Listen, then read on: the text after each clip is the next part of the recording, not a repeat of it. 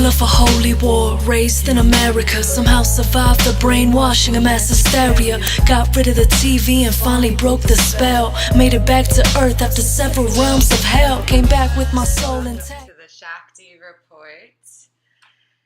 So I wanted to take a moment on this wonderful Friday night. Hope you're enjoying it wherever you are.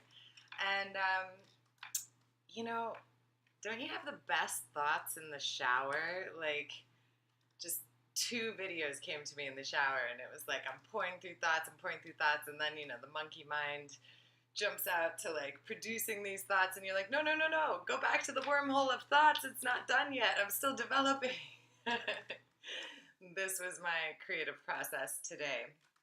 So I wanted to talk a little bit about conservatism / nationalism. We'll just call it nationalism for now, even though both of those words have slightly different meanings, but we'll go with nationalist because that one's really in the media right now as a negative connotation. And anarchist, because that's another one that just is such a fiery topic. Like it's something that people have an emotional charge to, and that's why the media uses these words to emotionally charge us. So the more in this day and age with the media and everything kind of gaslighting us and keeping us in this fear mentality, the more that we can rise above this kind of conditioning to get emotional at words, the more we can see the bigger picture, the more we can have conversations with people that don't necessarily agree with us. So these are all good things when we are, hopefully all of us are mainly concerned with getting to solutions. So, welcome to the Shakti report. My name is Shakti, and I'll dive right into all of that. So, just to start off with nationalism, something I've been covering lately, and if you haven't checked out my previous video, please do. I'll put the link in resources in this event after it ends. So, nationalism, I wanted to just break down at kind of, we could look up definitions online and everything, but just breaking it down into this regard, because the point of this video is really to show actually the similarity between nationalism and anarchism. And I have a couple videos to share with you. And so the interesting part of this is that these two things are supposed to be opposite. So nationalism, let's break it down. Nationism, meaning I am concerned with my countrymen, my constitution, my heritage, my tradition, and overall my nation's best interest. All right, so for example, some nationalist agendas would be jobs here at home, healthy families, a healthy, thriving culture, free and open market, a free business market that is determined by healthy competition. These are all nationalist values, right? So anarchism, which is supposed to be completely the opposite, is very similar. So first I'll illustrate how it's completely the opposite, which is the obvious that most people are aware of already. So because anarchism believes in no centralized government, right? So in nationalism, it believes in the power to the people and very limited centralized government. In anarchism, it's no centralized government, and this is why it gets such a negative connotation and is often depicted as being violent or including militaristic action, but that isn't necessarily true. Just like in something like Christianity, anarchism and nationalism have all these different sects that have been birthed off of a central theme. So that's something to keep in mind too. When we're talking about these words, when we are deciding not to have a conversation with someone because they're a nationalist, that is such a broad thing to say. That says nothing about who they are as a human, what they care about, what they think is good for the nation, what they think is good for the people of the United States. It doesn't say anything about that, you know? So that's why you can have nationalists that are, you know, crazy in some way or another, and anarchists that are crazy in some other way or another, right? So we have to know that the media is going to take the extremes of these versions and dish them out to us because it gets us emotionally hyped, it makes us tune in, it activates our fear charges. But at the end of the day, we have to ask ourselves why the media, which is owned by 6 corporations, actually, I think now it's 5, um, why they are dishing this narrative, dishing this emotion, you know, cocktail to us over and over and over again. So, getting to the point of this video, I believe the reason for that is, and they want us to keep thinking, they want the anarchists to think they're opposite of the nationalists, and they want the nationalists to think they're opposite of the anarchists. They want us to keep thinking that because they're actually very similar. And if these two forces actually joined hands, and a lot of anarchists that aren't kind of all the way anarchists per se are in the Libertarian Party. So the Libertarian Party houses some of these people. I would say probably some in the Green Party. Not too sure, but anyhow, they both agree they want less government in their lives. They want more freedom to the people. With the anarchists, they want to organize more locally. So they don't want the state to have anything to do with it. They want to be able to build their communities, build their schools, build their medical systems. And in a sense, nationalism wants to do the same thing. Nationalism wants deregulation of the market. So if we had deregulation of our healthcare market, if we had a free and open healthcare market where anyone could practice any form of medicine and you could hire anyone legally to work on any issue, with from the Eastern arts to the, you know, any kind of anything, you know, herbalism, everything would be on the table for your decisions, and all the prices would be cheaper because there would be more competition.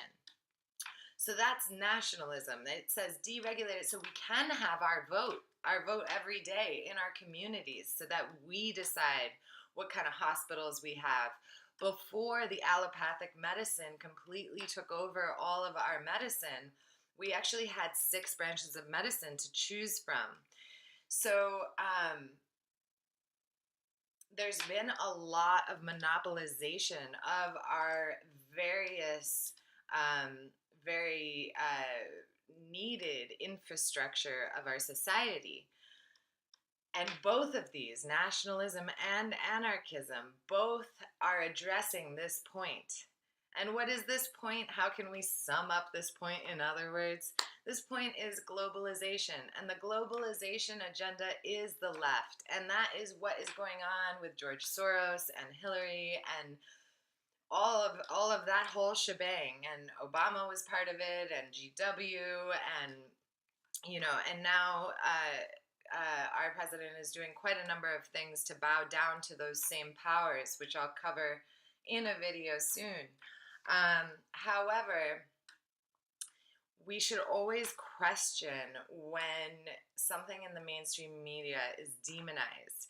And on that note, and on a Friday night, I want to share one of my favorite comedians with you. This is absolutely my favorite, like, part of a much longer show. The show was called Live in New York. You can buy it on DVD. Highly recommended. It's also on iTunes and all that jazz.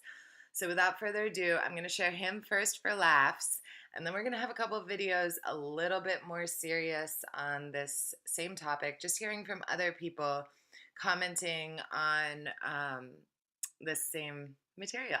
So thanks for being here. Thanks for tuning in.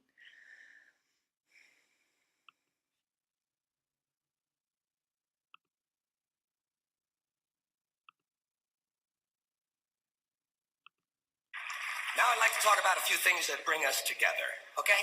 Things that emphasize our similarities instead of our differences, which is all you ever hear about in this country is our differences. It's all they ever talk about. Politicians and the media always pushing the things that separate us, things that make us different. That's the way the ruling class operates in any society. They divide the rest of the people. They keep the lower and the middle classes fighting with each other so that they, the rich, can run off with all the fucking money. Fairly simple thing. Fairly simple thing. Happens to work. Anything that's different about us, you know that's what they're pushing at you. Racial differences, religious, ethnic, national backgrounds, jobs, income, education, social status, sexuality, anything they can do to keep us fighting with each other so that they can keep going to the bank. You know how I describe the economic and social classes in this country? The upper class keeps all of the money, pays none of the taxes. The middle class pays all of the taxes, does all of the work. The poor are there just to scare the shit out of the middle class. Keep them showing up at those jobs. And I'm not a really good American because I like to form my own opinions. I don't just roll over when I'm told to.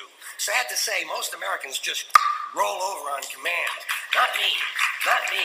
I have certain rules I live by. My first rule, I don't believe anything the government tells me. Nothing. Zero. But I don't take very seriously the media or the press in this country, who in the case of the Persian Gulf War were nothing more than unpaid employees of the Department of Defense, and who most of the time function as kind of an unofficial public relations agency for the United States government. So don't listen to them. I don't really believe in my country. And I gotta tell you folks, I don't get all choked up about yellow ribbons and American flags.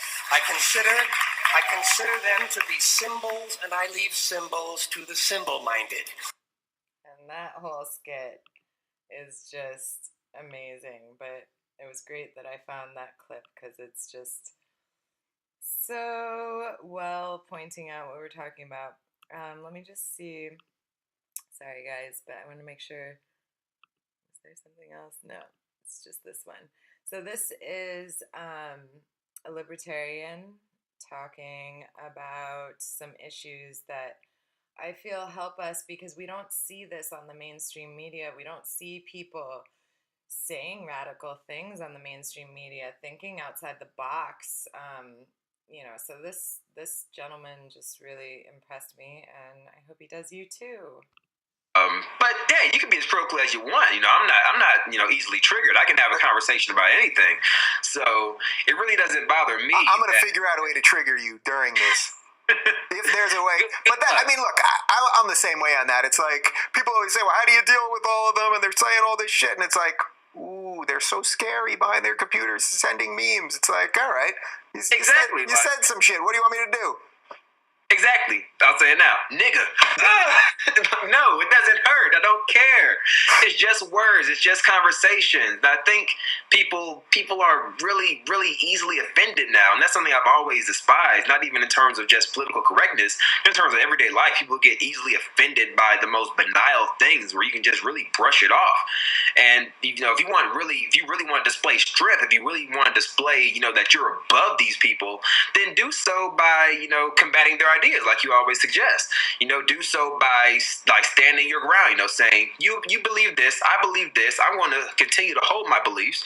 I'm not going to run away to a safe space. I'm not going to try to prevent you from speaking on my campus or anything like that. I'm not going to try to get you fired because I disagree with you. We just disagree, and I think it's pretty okay to just leave it at that. So all this victim culture stuff, which you're hitting on, which I get it too. It's like people want to be professional victims all the time. And if you say something to them, then they're oppressed and then they can oppress someone else because they've been oppressed. It's actually completely the reverse of the type of libertarianism you're for, right? Because if you're for the individual, you're basically saying your life is your responsibility. So there's actual interesting sort of economic component to this victim culture stuff. You're saying go get yours. I have no need to be a victim, right? Exactly. I don't see any value in it, and I don't. If someone wants to be a victim, go right ahead. I'm not going to stop you from being a victim, but I'm not going to actively, condone. I'm not going to actively subsidize your victimhood. I'm not going to, pay you money or give you legitimacy just because you feel like you're oppressed or you feel like society owes you something. You're not really owed anything. Would that be? And this is something I get on Milo about. He always, when he comes on, he says the only people who are truly owed something in America are black people. They're the only ones who are truly owed something from the government. They're really not. I mean, the government, when the government does something bad, granted, it sucks. I don't legitimize really anything the government does, but especially when they, discriminate or actively, contribute to the, hardships of a particular people, especially on things such as disgusting as racial grounds or cultural or ethnic grounds or religious grounds. That's definitely something that should be condemned. But I always ask people, they say, government should help fix, this problem they fucked up. I'm like, usually the problem that they fucked up originally came from them trying to fix something else. So it's a continuous cycle of government trying to fix its screw ups, and then it screws up again. And eventually you just got to say, you know what, I'm good. I'll take care of it. I'll take it from here. Yeah. And especially in regards to discussion, like you said, this is people have their own destiny. I believe people, can do what they want with their own life. So I always say, I like when people agree to disagree. We're all individuals. We all have our different pursuits. We all have our different ideas of how we think the world should work, of how we think what would contribute better to society, what would yield better results for the future of humanity, and that's awesome. That's why we have the market.